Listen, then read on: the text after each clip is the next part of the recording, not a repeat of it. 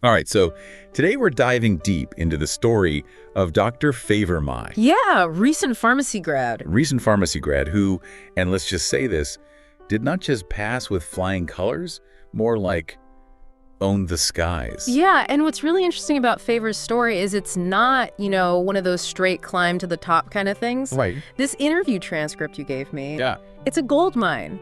Honestly, this isn't even just for future pharmacists. There's lessons in here for everybody. Totally. I mean, this is a guy who went from dropping out of medical biochemistry to graduating top of his pharmacy class. Yeah.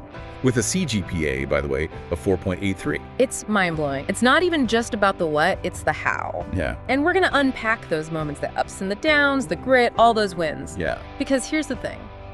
Success. Right. Rarely a straight line. Right. And speaking of unexpected turns, Favor's whole journey into pharmacy wasn't, childhood dream. Right. It wasn't something he even fully understood until he was kind of already in it. You know what I mean? Yeah. And that's what I find fascinating, right? Imagine this drive, this ambition, not necessarily coming from, oh, I've always wanted to do this burning passion, but it came from external, pressure, right? Yeah. His dad really wanted him to pursue, a professional course. Yeah. And then he kind of finds his own motivation Yeah. later.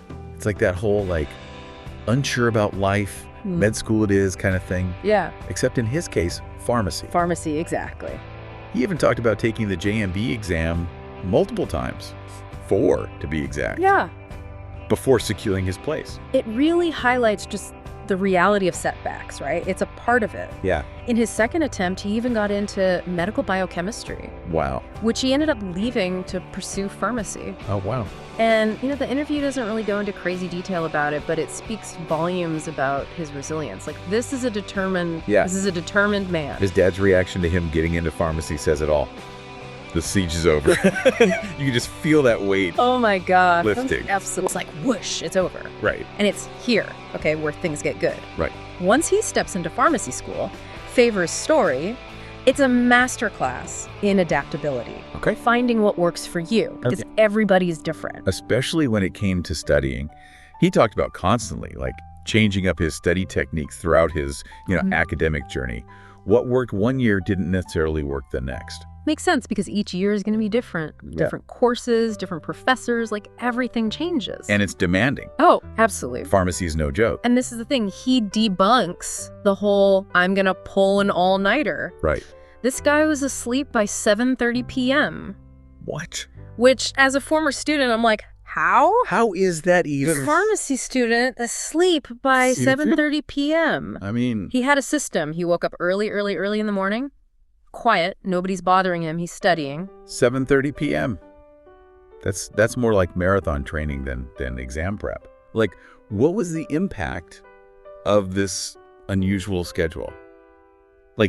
Did he always have this approach, or was it something he kind of discovered? He discovered it. Okay. He discovered it along the way, and it just goes back to there's no one size fits all. Right. Sometimes the most, I don't want to say bizarre, but the unconventional methods yield most extraordinary results. Absolutely. But it's more about understanding why.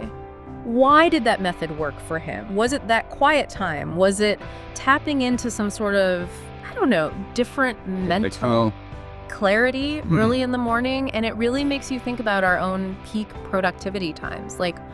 When are we at our best? Yeah. Some people it's late at night. Some people it's the crack of dawn. Right. It kind of makes you think twice about, what we think we should be doing versus what actually works. Exactly. And this whole self-awareness thing is woven through his entire story. Right. What I thought was interesting is how open he was about his weaknesses. Yeah, you don't hear that a lot from people who are especially aspiring students. Right, excelling. Yeah. He talks about struggling with time management, or even just having reliable access to things. Yeah. He mentioned dealing with inconsistent electricity living off campus. Oh, wow. Yeah. Which is a whole other wrench in the early morning study routine. Throws a wrench in it. Throws a wrench right in. Yeah. But it's he had this resourcefulness. Yeah, he really did. Instead of letting these obstacles be obstacles, he was like, okay, how do I work with this? Right. How do I adapt it. and overcome? It's he reframed them into opportunities for growth. Yeah, and he was also super honest about his CGPA not being a straight shot to the top. Right. Which I think makes it 10 times more relatable. Absolutely. He even talks about his CGPA fluctuating, like it even dipped during his 4th year. Wow. Which just goes back to setbacks. Might happen. They're gonna happen. Yeah. It's not about avoiding them altogether. Right. It's about how you respond when they do. And he bounced back, clearly. He did. But, okay, this is the other thing. He wasn't just like a bookworm in the library. Oh, no. This guy was involved in everything. He was doing it all. Everything. Founding the Pharmacist Initiative, health outreaches, student government. I mean, come on. This is someone who is engaged. And proactive. Yes. And wait, there's more. Entrepreneurial. This guy co-founded a clothing line. No way. Still going. Zane's clothing line still going strong. Where did he find the time? Okay, so we're talking about initiative. Yeah. Teamwork. For sure. Willingness to take a risk. Absolutely. Those are all things employers look for, by the way. Right. Transferable skills. Yes. Valuable. And it's not even like these activities pulled him away from his studies. Right. He actually said that being a part of like these organizations like PANS gave him valuable professional development opportunities. He's got that time management down. Right. Prioritizing like a Yeah.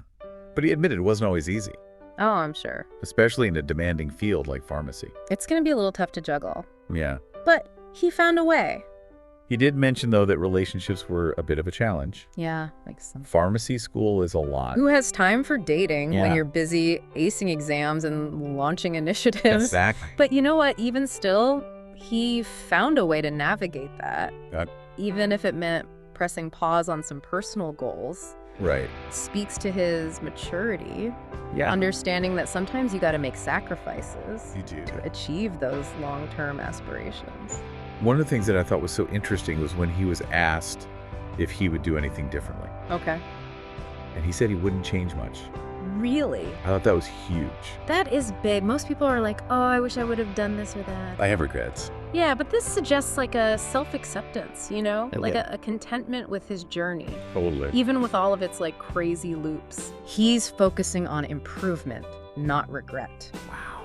And that's powerful. That is really powerful. What could we all accomplish if we took that approach? Right, like just that self-acceptance. Mhm. And this leads us to like what might be the most like thought-provoking part of this whole thing. Okay.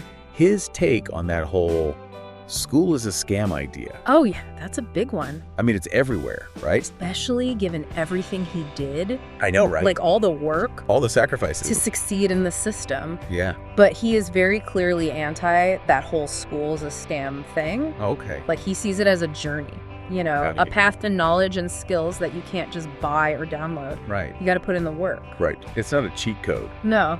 And he had this whole anecdote Yeah. that really brings it home. Okay. He was talking about this tweet that he saw about a child who was like born with antibiotic resistant bacteria. Oh, wow. And so people were like, oh, you know, strong immune system, like totally dismissing like the science behind it. Wow.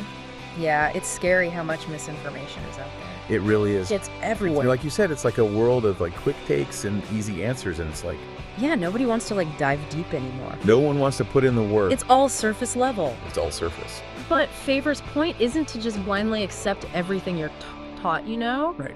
It's about thinking critically, Yeah. questioning things, Analyze. understanding the world, and like why it works the way it does And that's something you get from education. at its best. Yeah.